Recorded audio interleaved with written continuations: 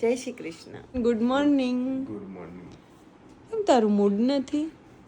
અરે કાલે મેચ રમવા જતો, ઉઠવામાં થોડું મોડું થઈ ગયું ને એટલે. તો શું મૂડ જતું રહે એમાં? એટલે થોડી ઊંઘ પૂરી નહીં થઈ એટલે હમણાં જેમ દિવસ પતશે ને એમ મૂડ આવશે. 12 વાગે તો ઉઠ્યો તો.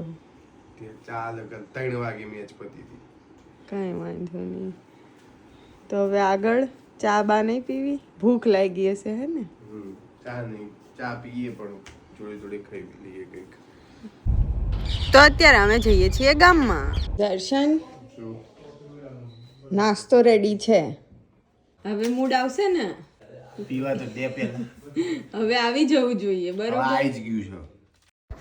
તો અમે આવી ગયા મંદિરે માતાજીને દીવો કરવા.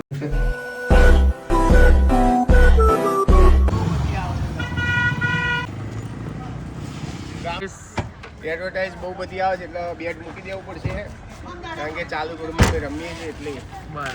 તો અત્યારે મમ્મી બનાવે છે રોટલો રોજના જેમ. રોજ રાતે શું અલી આ તો કાચા છે એ તો શેકી કાઢે હતા ખાવાનું. છે તો વાંધો નહીં. ત્યાં જમવાનું છે ના, મારે નહીં ખાવાનું. કેમ? જ્યુસ પીવાનું છે. લે જ્યુસ કેવો લાગશે આમલી ઉપર? બધું સારું લાગે.